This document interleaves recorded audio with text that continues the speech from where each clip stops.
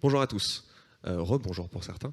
On va vous parler algo génératif, contexte, cas d'usage pour la création de données synthétiques en assurance. Avant ça, petit tour de table pour se présenter. Je suis Aurélien Couloumi, je travaille à la CCR et je m'occupe de tous les travaux data et IA à la CCR. Et moi, je suis Yakli Kaïs et je suis Machine Learning Engineer au sein de la CCR, donc plus particulièrement de la Digital Factory. Et moi, mon rôle principal, c'est de faire des algos de machine learning et surtout de les mettre en production.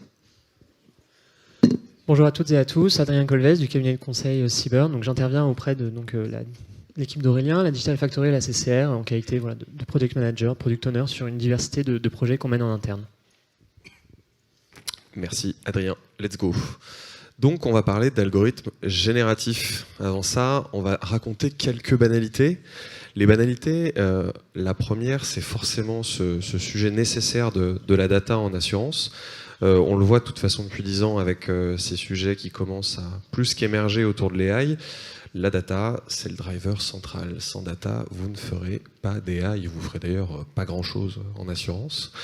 Cette problématique de data, elle s'accompagne d'un certain nombre de choses. Lorsqu'on veut de la data, il faut la sourcer. Il faut la voir, tout simplement. Il faut éventuellement la labelliser. Il faut éventuellement définir un coût d'acquisition si vous voulez, si vous n'en avez pas et que vous n'avez pas les moyens de la sourcer. Tout ça sont des éléments qui rentrent en, on va dire, dans le contexte d'acquisition de la donnée et qui peuvent poser des problèmes lorsque vous allez utiliser de la donnée. Mais ce n'est pas le seul enjeu derrière cette problématique de la donnée. Une fois qu'on a pu acquérir, labelliser, acheter cette data, les vrais problèmes commencent. Les vrais problèmes commencent parce que vous allez avoir d'autres troubles, les troubles qu'on peut voir classiquement, d'ailleurs pas qu'en AI, aussi en actuariat, relatifs à la qualité de la donnée. Les conséquences d'une qualité de données mauvaise, c'est une incapacité à produire des résultats précis, c'est une nécessité à devoir faire des contrôles supplémentaires, à devoir utiliser des outils d'imputation, par exemple d'imputation de données manquantes, voire d'acquérir d'autres données. Donc, premier problème, la qualité lorsqu'on a cette donnée. Deuxième problème, l'exhaustivité. C'est une chose d'avoir de la data, c'en est une autre d'avoir la certitude qu'on a toute la data qu'il faudrait qu'on ait. C'est un peu bizarre comme tournure de phrase, mais qu'est-ce que ça veut dire? Ça veut dire que parfois on a une data qui est incomplète, tronquée, ce que vous voulez, et ça peut aussi avoir un certain nombre de conséquences. Ça peut avoir des conséquences sur vos modèles, qu'ils soient actuariels ou modèles de machine learning, parce que vous allez entraîner sur un périmètre qui n'est pas le périmètre dans l'absolu, qui est un sous-ensemble. Vous pouvez induire à cette occasion des biais ou d'autres effets non désirés. Cette problématique d'exhaustivité de la donnée, vous pouvez aussi l'observer lorsque vous utilisez des outils. Alors, ça paraît très générique comme ça, mais on va prendre un exemple tout simple. Vous prenez un tableur Excel, lorsque vous allez faire des tests de sensibilité sur ce tableur Excel, la plupart du temps, vous allez utiliser un nombre de scénarios qui est un nombre de scénarios fini, qui est à votre portée créative, mais ce n'est pas le nombre de scénarios dans l'absolu. Donc on peut avoir comme ça un manque d'exhaustivité pour tester l'exhaustivité d'un modèle Excel, d'un outil Excel, mais le terme Excel peut être remplacé par ce que vous voulez. Et puis dans certains cas, ce manque d'exhaustivité, il peut nous amener aussi à ne pas comprendre des effets, lorsqu'on se prend des cas adverses par rapport à un modèle qu'on a entraîné, ou des cas tout aussi problématiques qui sont des drifts immédiats, donc une dérive du modèle et de sa qualité qui n'était pas du tout attendue parce que l'échantillon d'entraînement n'était pas un échantillon complet par rapport à la tâche réalisée. Le troisième cas, c'est un cas de confidentialité, bien sûr. Lorsqu'on utilise ces données, et c'est heureusement de plus en plus un sujet, on est exposé à des contraintes légales. Ces contraintes légales, c'est des contraintes vis-à-vis de la RGPD, que ce soit se protéger ou protéger et respecter la manière dont on traite les données personnelles, les données médicales, et où, ça peut d'ailleurs être tout un tas d'autres cas relatifs à des éléments beaucoup plus contractuels, l'accord entre deux sociétés d'assurance qui s'autorisent ou pas à partager certaines données. Bref, toutes ces problématiques-là, c'est des problématiques qu'on vit tous les jours vis-à-vis de la donnée. Problématiques, donc je répète, qualité, exhaustivité et confidentialité, on va dire ça comme ça. L'idée de cette presse, c'est de vous dire qu'il y a peut-être un moyen de s'enlever 2-3 épines du pied. Et pour faire ça, on va utiliser les données synthétiques. Alors, je pense que c'est assez intuitif de savoir ce que sont les données synthétiques. Les données synthétiques, c'est des données fausses, qu'on génère, qui représentent le mieux possible la réalité. C'est aussi bête que ça. D'accord ? Les données synthétiques, on peut, je pense, assez bien les imaginer parce que vous en avez vu probablement dans la presse un certain nombre ces derniers temps. Les données synthétiques, ça peut être des algos génératifs sur de l'image, des visages qu'on génère. Dans des cas assurantiels, ça peut être des choses beaucoup plus pratiques, proches de notre activité. Ce que vous voyez animé à droite, c'est un service d'imagerie générative qui est proposé par une société qui s'appelle Bifrost AI, qui fait de la 3D Image Generation, et ça peut être très utile, notamment pour ceux qui ont peut-être suivi la presse précédente, si on veut entraîner des modèles d'object detection sur l'image aérienne. Voilà. D'une manière générale, ces sujets de données synthétiques, ça peut peut-être solutionner nos problèmes de qualité, d'exhaustivité et de confidentialité vis-à-vis de nos données en assurance. Mettons-nous dans la situation, par exemple, d'une problématique sur la qualité.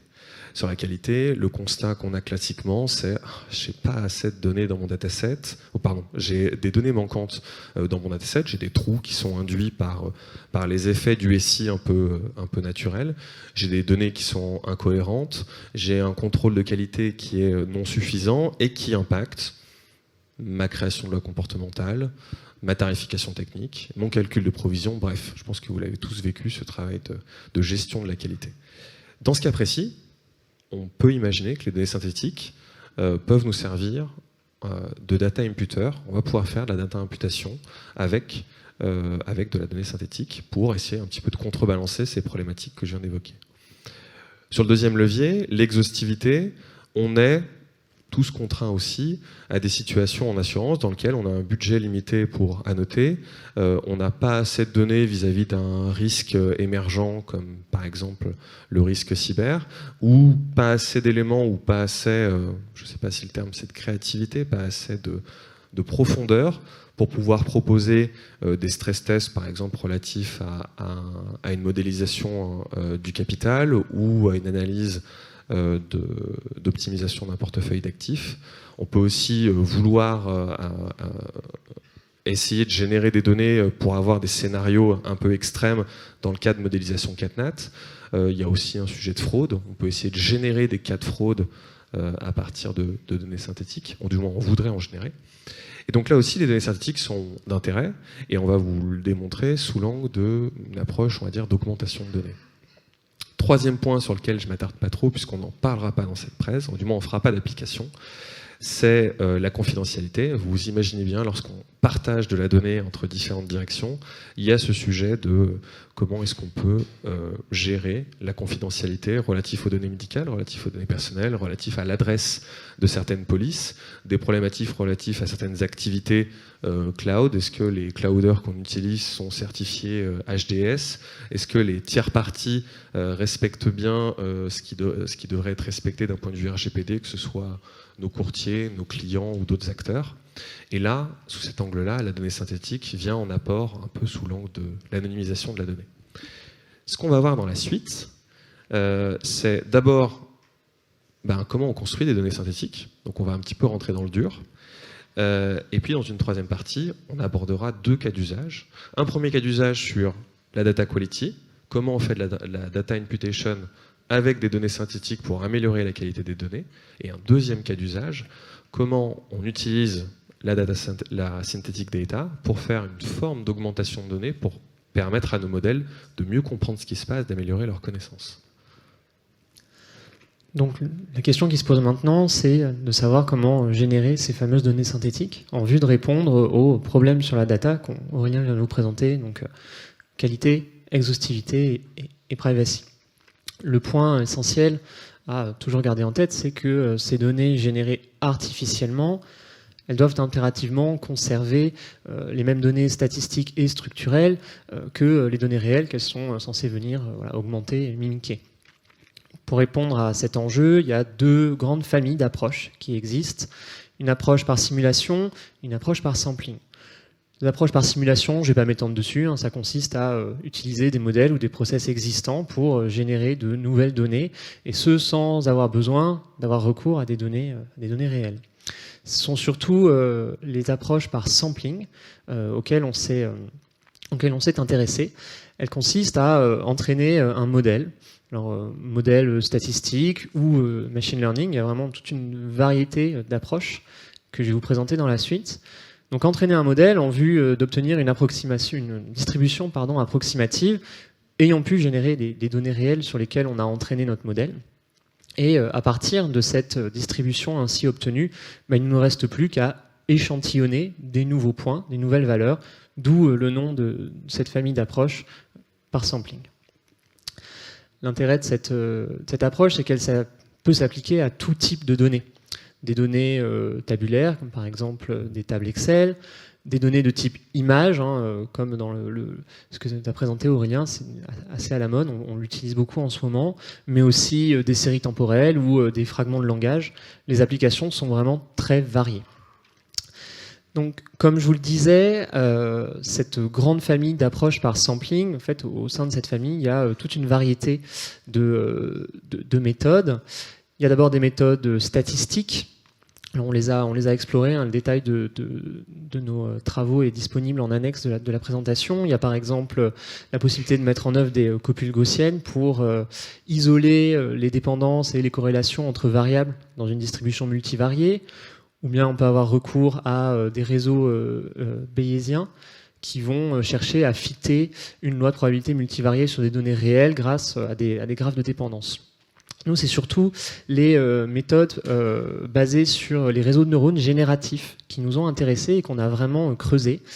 En particulier, les méthodes basées sur les GAN pour Generative Adversarial Networks, et tout particulièrement les modèles de type CityGAN, puisque ce sont ceux qui ont exhibé les meilleures performances dans le cadre d'un benchmark qu'on a réalisé, dont les résultats sont aussi présents en annexe de cette présentation. Alors, il faut savoir aussi qu'il y a des méthodes, par exemple, basées sur les VAE, comme les TVAE, donc VAE pour Variational Autoencoders, qui présentent des performances intéressantes, mais pour l'instant, on ne s'est pas trop intéressé, on se les garde de côté. Alors, effectivement, en parlant de on va dire de GAN, de modèles en réseau de neurones génératifs, ce qu'il faut retenir en tête, c'est que c'est des modèles qui servent à une chose, c'est imiter le processus générateur des données réelles. Par là, on va essayer de construire des architectures, des architectures en réseau de neurones, qui seront en fait composées de deux fonctionnalités, deux composants. Donc, je vais essayer de schématiser un peu les GAN en prenant un exemple très simple. Je pense que ça aidera tout le monde à capter l'intérêt d'utiliser ces GAN-là. Imaginons deux personnes. La première personne, elle s'appelle Bob, et la deuxième personne, elle s'appelle Alice. Donc, ils vont jouer à un jeu. Donc, Bob, qu'est-ce qu'elle va faire? Elle va essayer de générer des fausses informations. Donc, là, dans notre cas, on va prendre des images. Donc, on va essayer de dessiner un graphe, un symbole, une image, et va la faire passer à Alice. Et Alice, son but, c'est de dire, par rapport à ma base de données que j'ai de ces images-là, est-ce que ça s'approche plus de la réalité ou pas? Est-ce que cette donnée qui a été initialement fausse, parce qu'elle a été générée par Bob, dont le métier était de générer des données fausses, donc Alice va essayer de classifier, de dire « Ah, c'est quoi la probabilité que ce que vous m'avez envoyé est plutôt proche de la réalité ou pas ?» Ce process-là, on va essayer de le répéter plusieurs fois pour que Alice, une fois qu'elle a donné cette probabilité-là, elle va essayer de redonner un feedback à Bob pour lui dire « Sur certains traits de cette image-là, là, il faudrait que tu t'améliores. » Et ainsi de suite. Ce feedback-là revient à Bob. Bob régénère ensuite d'autres images, et ainsi de suite, jusqu'à on arrive à ce qu'on appelle un critère de convergence, où Alice ne sera plus distinguée entre qu'est-ce qui est faux, qu'est-ce qui est vrai. Donc là, on estime que le process, toute cette architecture, a bien appris ce qui génère la donnée réelle, et du coup, on n'est plus capable de définir ce qui est faux de vrai.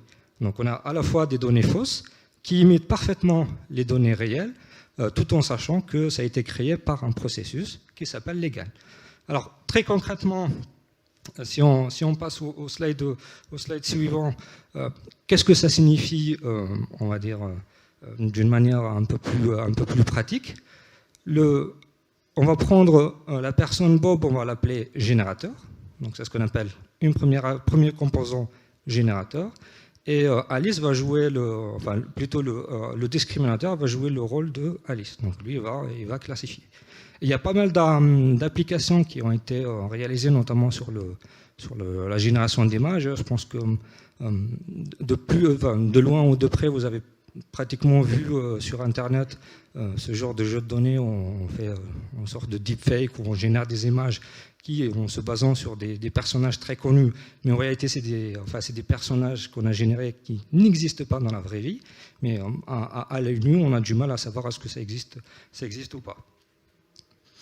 Donc si on prend très concrètement comment ça marche, donc ce que vous voyez dans ce GIF là, c'est une démo qui a été faite par GAN Lab et qui permet un peu d'expliquer ce qui se fait à l'intérieur de cette architecture GAN. Donc premièrement, ce que vous voyez en cadrant en violet, on a le générateur. Donc il va prendre dans un espace aléatoire, supposons on a une distribution gaussienne, il va générer aléatoirement des points. Ces points-là, il va les passer au discriminateur, ce qu'on voit ici en l'encadrant en bleu. Donc lui, il va comparer par rapport aux vraies données et il va donner une probabilité. Cette probabilité, est-ce que c'est faux ou c'est vrai?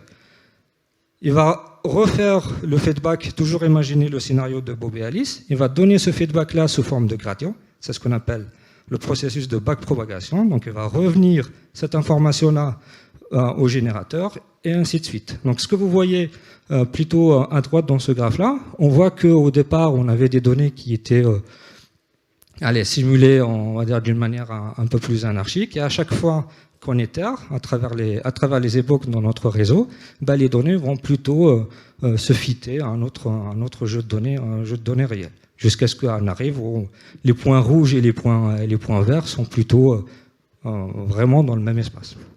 Donc ça, c'est un peu l'architecture très simplifiée de ce que fait un GAN. Alors, comme je disais, le critère de convergence, c'est que le discriminateur ne sait plus décerner ce qui est faux et vrai. Et ça, c'est assez puissant, notamment pour la génération d'images. Mais nous, pour notre cas d'usage en assurance, on est plutôt amené à travailler sur des données tabulaires. Et ce genre d'architecture, malheureusement, n'est pas adapté. Donc, d'autres méthodologies, notamment les CT-GAN, ont émergé. Et ces CT-GAN permettent non seulement de faire du GAN classique, donc ce qu'on appelle du GAN vanilla, d'ajouter une information en plus, qui est de dire, par définition, dans les données tabulaires, j'ai des données qui sont mixtes, donc à la fois continues et qualitatives. J'ai aussi des problèmes qui sont liés à la donnée, des problèmes intrinsèques qui sont liés à la donnée de fait de la composition des données tabulaires. On a des données, des colonnes qualitatives qui ont une sorte de déséquilibre en classe. On a aussi pour les données continues, on n'a pas forcément des distributions type gaussienne qu'on peut facilement traiter dans le cas, par exemple, de la génération d'images. En intégrant ces deux informations-là, on arrive à reproduire ce mécanisme de GAN, mais en l'appliquant à de la donnée tabulaire. Et on voit, notamment sur certains benchmarks, que ça marche hyper bien sur des données tabulaires. C'est ce qu'on verra. De toute façon, c'est cette méthodologie-là qu'on a adoptée pour nos deux cas d'usage. Voilà, maintenant qu'on sait comment générer des données synthétiques, on a voulu les mettre en œuvre, ces méthodes, et s'intéresser à la pertinence de l'usage de ces fameuses données synthétiques pour répondre aux trois problèmes sur la donnée présentée en intro: qualité, exhaustivité, confidentialité. Petit disclaimer avant de vous présenter ces deux cas d'usage. Nous, on s'est attaché aux données en tant que telles et donc à l'impact de l'usage des données synthétiques sur ces données, et pas tant la conséquence sur les tâches métiers concernées. Le premier cas d'usage qui nous a intéressés, c'est celui de la qualité de données. Par qualité, on entend bien sûr données manquantes, mais aussi données tronquées, données incohérentes au sens métier, très large. On a utilisé un dataset donc constitué d'environ 60 000 polices d'assurance réparties sur 4 années consécutives. Chaque police concernant un véhicule, son conducteur et la liste des sinistres associés sur la même période pour un total de plus de 220 000 observations. Les données clés qui nous ont intéressés ont été l'ancienneté du véhicule, sa valeur, l'âge du conducteur, la date d'obtention de son permis de conduire et donc la couverture et les garanties de la police associée. Ça ne vous aura peut-être pas échappé, ce dataset, c'est un jeu de données de marché qui a été notamment utilisé dans le cadre de la compétition Pricing Game. Ce dont on se rend compte, en tout cas, c'est que ce jeu de données présente des variables, des données très hétérogènes. On a des données catégorielles, des données booléennes, des données continues, et c'est parfait. C'est exactement ce que l'on recherchait, ça en fait un terrain de jeu idéal pour tester la pertinence de l'usage des données synthétiques. Ce que vous voyez en figure 7, donc c'est une visualisation réalisée à l'aide de la librairie Pandas Profiling, qui présente une overview en fait, de la qualité de données du dataset. Et donc la question à laquelle on a voulu répondre, c'est est-ce que l'usage des données synthétiques permet d'améliorer l'imputation de données manquantes, tronquées, erronées, et ainsi augmenter la qualité du dataset. Exactement. Donc, on va discuter stratégie d'imputation par données synthétiques. On va essayer de faire ça le plus simplement possible. On va vous proposer 3 méthodes. 3 méthodes assez différentes. Et ces 3 méthodes, on va les challenger avec d'autres approches, qui sont des approches baseline traditionnelles d'imputation que vous avez pu déjà voir dans le passé, qui sont des pratiques de marché. Méthode A, méthode univariée, on entraîne un CityGAN à produire de la donnée synthétique, c'est le vecteur que vous voyez en vert, et cette donnée synthétique, on s'en sert comme imputeur classique pour nos données manquantes. Imputeur classique au sens statistique descriptive. L'approche classique d'imputation, c'est je prends une variable continue qui contient des données manquantes, j'enlève ces données manquantes, je garde que les données saines, j'en fais une statistique qui est par exemple la moyenne, et cette moyenne, je vais l'imputer à mes trous, voilà, aux valeurs manquantes. On fait exactement la même chose, simplement on fait ça avec de la donnée synthétique. C'est bien, c'est simple, mais c'est univarié, donc c'est pas très pratique. Deuxième méthode, méthode multivariée, très coûteuse computationnellement parce qu'il y a une tâche de similarité sur laquelle je vais revenir. On entraîne toujours un CityGAN, tout en bas à gauche. On crée cette fois-ci non pas un vecteur, mais plein d'observations, donc plein d'observations synthétiques. Okay.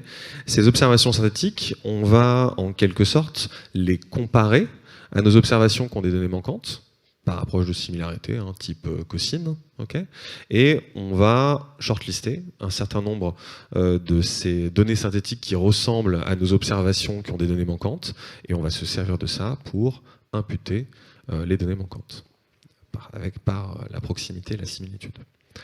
Troisième approche, un petit peu plus compliquée.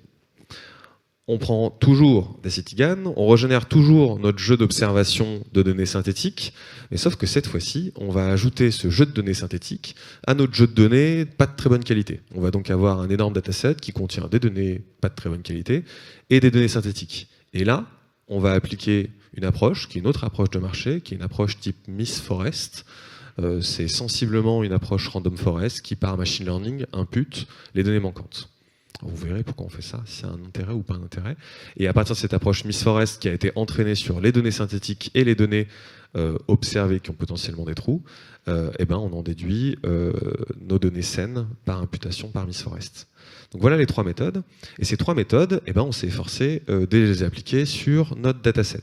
Donc comme j'ai dit, on ne va pas revenir ici pour des raisons de simplicité sur les conséquences de l'imputation de ces données, de la création de ces données synthétiques sur la tâche. Au sens où vous n'allez pas avoir de résultats vis-à-vis de l'amélioration ou pas d'une technique de pricing. Donc, ce qu'on s'efforce plutôt de faire ici, c'est de comparer tout simplement si ces imputations représentent la réalité. Pour faire ça, il faut poser une stratégie d'évaluation, de métriques, Cette stratégie d'évaluation de métriques, elle repose sur quelque chose d'assez simple. La stratégie, c'est de dire, dans notre exemple, pour éprouver les différentes méthodes que je vous ai évoquées, on va partir d'un jeu de données sain. En fait, notre jeu de données sain, c'est celui qu'a évoqué Adrien.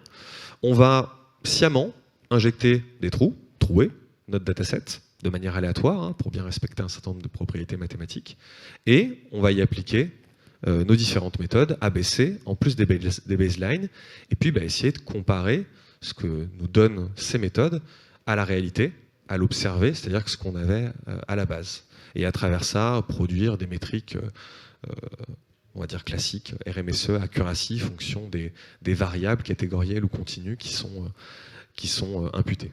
Ok ? Et puis, on essaye de faire ça plusieurs fois, donc de faire plusieurs boucles en randomisant à chaque fois un nouveau jeu de données manquantes, et on essaie d'en déduire une distribution de métriques. Okay ? Qu'est-ce qu'on obtient ? Il y a pas mal de résultats, on vous en présente quelques-uns. Le premier résultat, c'est le résultat sur les différentes méthodes. Donc, ce que vous voyez à droite, c'est des boxplots qui représentent, pour l'une des variables sur lesquelles on a analysé le RMSE, la distribution du coût des RMSE en fonction des différentes méthodes. Vous revoyez la méthode A, la méthode B, la méthode C, et on y a ajouté deux baselines. Une baseline qui est un simple imputer, c'est-à-dire une méthode classique qui consiste à simplement remplacer par la médiane, la moyenne ou le mode, et une baseline un peu plus avancée qui est simplement utiliser Miss Forest et pas faire de données synthétiques en plus. Voilà. Qu'est-ce qu'on observe ? On observe que, d'une part, les méthodes A, B sont pas si bonnes que ça par rapport aux méthodes Miss Forest classiques. Ça veut dire quoi ? Ça veut dire qu'ici, l'apport de données synthétiques n'est pas forcément intéressant. En revanche, il est tout autre sur la partie, donc le deuxième boxplot, les boxplots en bas. Lorsqu'on mélange les données synthétiques à des approches state of the art comme Miss Forest, là, on obtient des RMSE et des distributions de RMSE qui commencent à être beaucoup plus intéressantes. On a un petit peu creusé ce résultat-là, et on s'est d'ailleurs aperçu d'autre chose, c'est que les méthodes state of the art d'imputation de données manquantes classiques, qui utilisent des méthodes de machine learning comme Miss Forest, en réalité, elles vont plutôt être bonnes, aussi bonnes que des approches synthétiques, voire peut-être meilleures pour certaines variables qu'on a pu éprouver sur notre dataset, mais que, à partir d'un certain nombre de proportions de données manquantes, la tendance s'inversait. Ce que vous voyez sur le graphe que j'ai fait apparaître en bas à gauche, c'est sur l'axe des X, la proportion de données manquantes. 10% de données manquantes dans mon dataset, 20% de données manquantes, 30%, 40%. Et vous voyez qu'en réalité, plus on va aller vers un usage de technologie Miss Forest avec beaucoup trop de données manquantes dans nos datasets, plus l'apport des données synthétiques aura de l'intérêt et nous rapprochera du grand trousse et donc d'un RMSE réduit. Voilà le résultat auquel on peut s'attendre pour utiliser des données synthétiques vis-à-vis de problématiques de qualité de données. On passe au deuxième cas. Pour ce deuxième cas d'usage, on s'est intéressé donc au problème d'exhaustivité des données. Pour ce faire, on a utilisé un dataset de portefeuille en réassurance, de police d'assurance auto, auquel sont associés environ 2000 sinistres corporels graves étalés entre 1999 et 2001. Avec un total donc, de plus de 137 000 observations. Les key features sont donc l'âge de la victime, son sexe, sa catégorie socio-professionnelle, le type d'accident et le degré d'impact sur l'intégrité physique de la victime. En haut à droite, vous voyez une visualisation similaire à celle du cas d'usage précédent qui montre la qualité, un overview sur le dataset.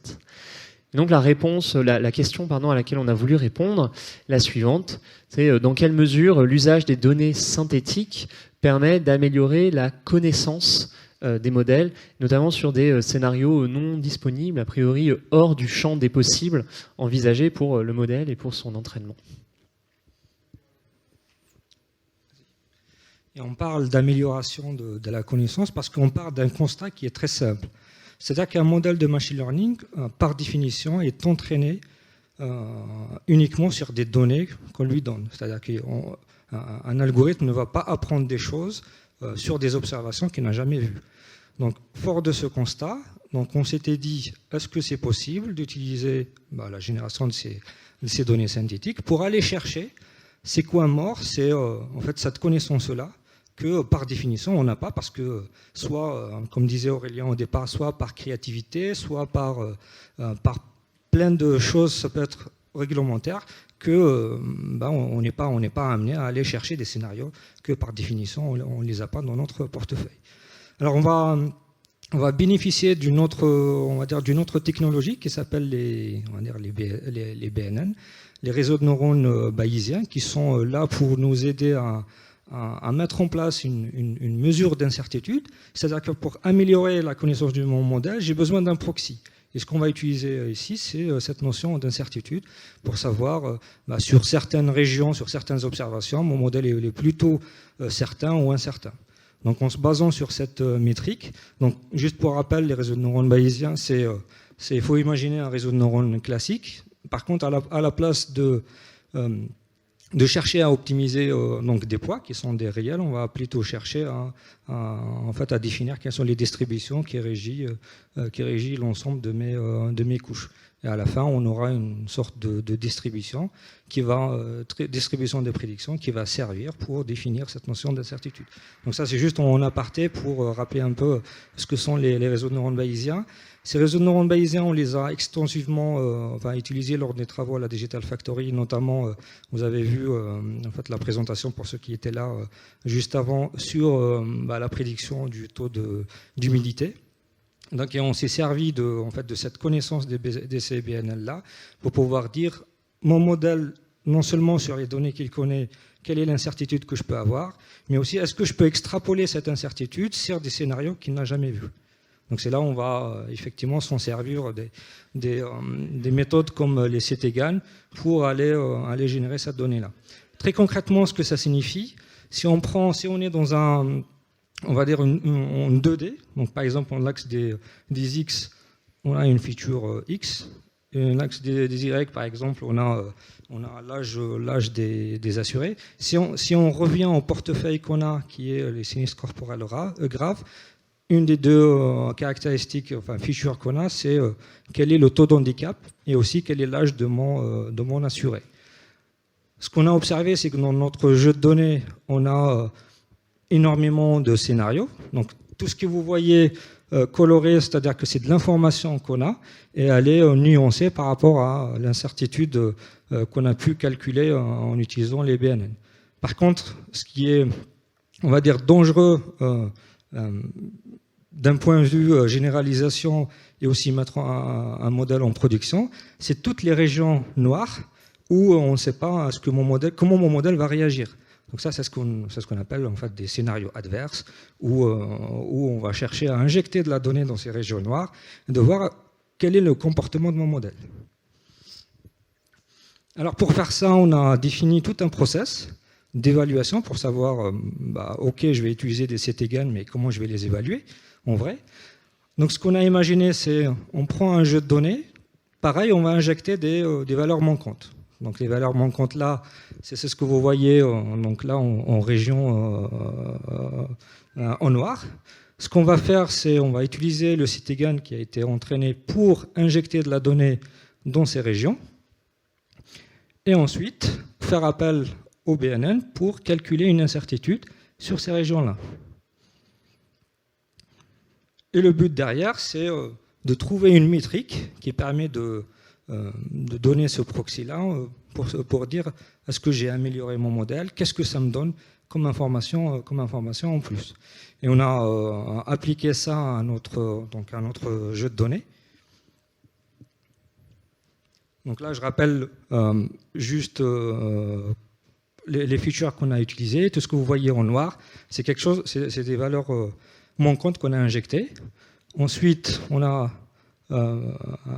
utiliser donc le CTGAN pour calculer des prédictions et justement avoir ces degrés d'incertitude.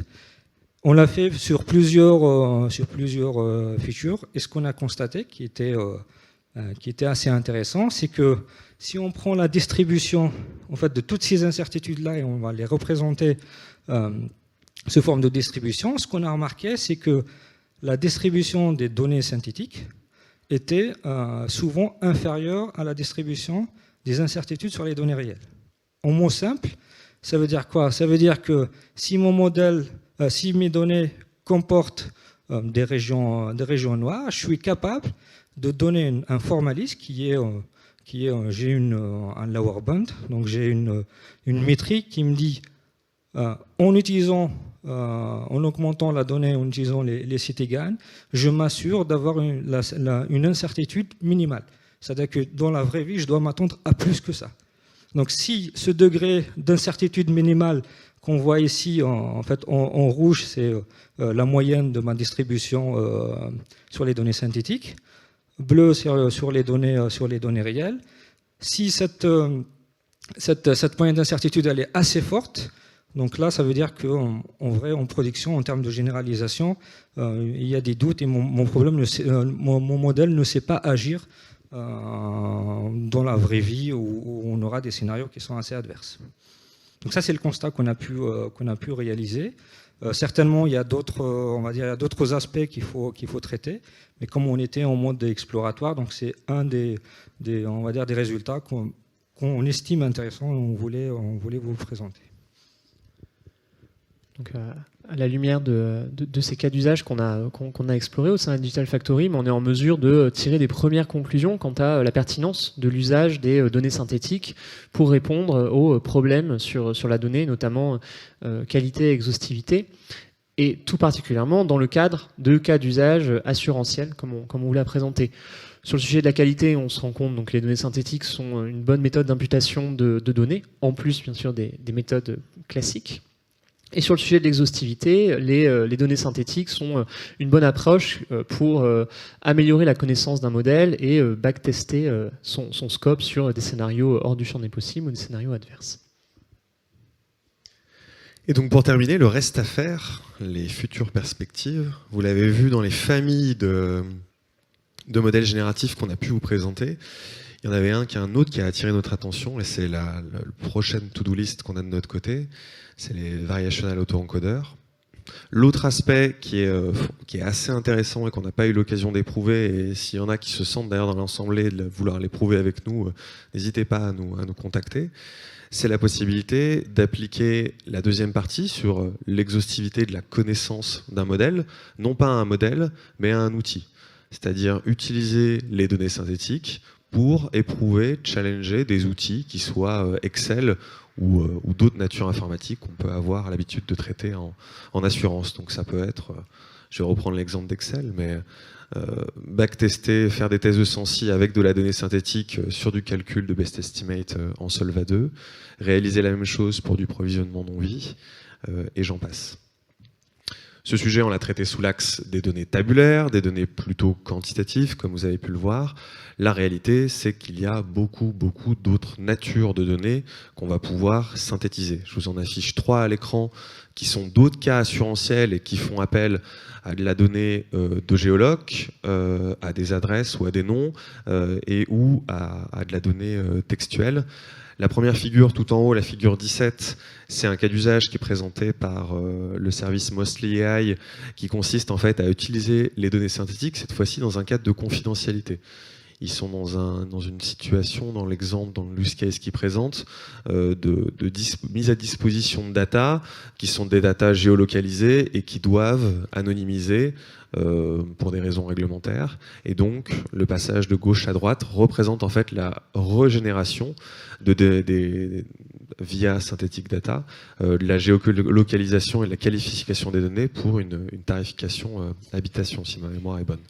Les deux autres cas, figures 18 et 19, sont des exemples d'usage qu'on peut avoir dans un cadre plutôt de traitement du langage pour générer des noms dans une base, si on souhaite générer des noms. En général, on a plutôt intérêt, par exemple, à tester des adresses et ou dans des tâches de traitement du langage. Il y a aussi un certain nombre de choses qui existent à l'image de la librairie NLP-Hog que vous voyez en figure 19. Il y a tout un tas d'autres choses. C'est un champ vraiment à explorer et je vous invite vraiment à l'explorer puisque je pense qu'on est aux prémices de ce sujet. Je vous invite aussi à consulter les références. Il y a énormément de librairies qui existent. La plupart des sujets que vous avez vus ne sont pas des sujets qui sont informatiquement issus de notre R&D. Il y a des repos GitHub publics qui existent sur le sujet. Il faut bien entendu comprendre les réseaux à l'image de ce qu'a pu expliquer Akli, les approches Citigan ou TVE qui peuvent se produire derrière, mais il existe énormément de choses pour produire de la donnée synthétique. Et l'usage, que ce soit en qualité, en exhaustivité, en privacy, peut être assez, comme vous avez pu le voir, intéressant en assurance. Voilà, ça termine cette présentation. Merci à tous.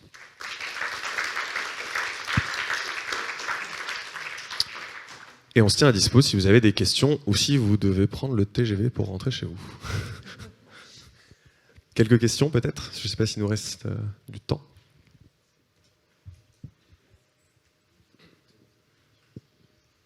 Bonjour, merci pour la présentation. Est-ce que vous pouvez revenir un petit peu sur le discriminateur et sur quels critères il se base pour déterminer ce qui va être crédible ou non crédible comme information nouvelle? On y va.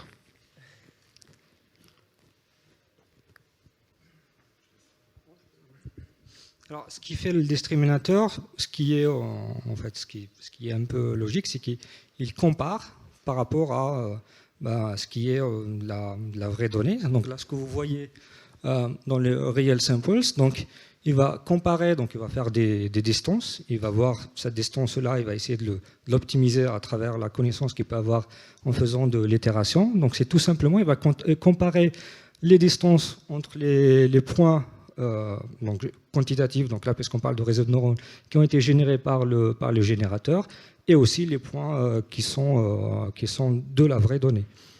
Et puis il y a certainement une fonction de perte qui va au fur et à mesure essayer d'optimiser. Et est-ce que ça veut dire qu'il n'est pas capable de générer des valeurs extrêmes et ça va forcément générer des valeurs médianes, on va dire, ou moyennes?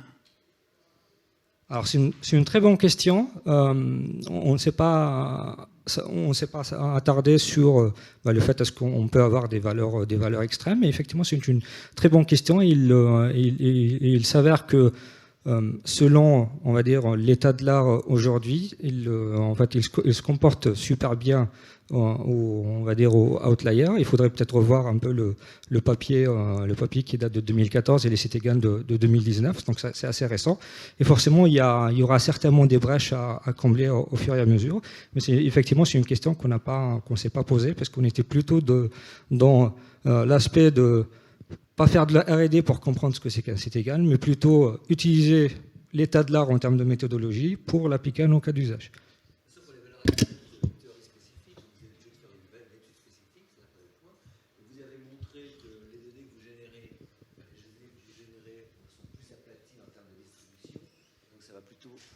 Ça va plutôt dans le sens qui s'oppose, c'est pas fait pour ça, quoi, a priori.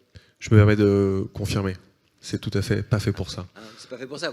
À partir du moment où vous avez le même phénomène que le R2 en truc linéaire, à partir du moment où vous avez une régression, eh bien c'est un peu plus aplati, quoi. Tout à fait. La seule capacité qu'on peut avoir, elle n'est pas propre au GAN. Dans le cas d'usage sur l'exhaustivité, le fait de pouvoir pointer les angles morts vous fait au moins dire qu'on ne les a pas dans le portefeuille, ces situations extrêmes. Oui, tout à fait. D'autres questions?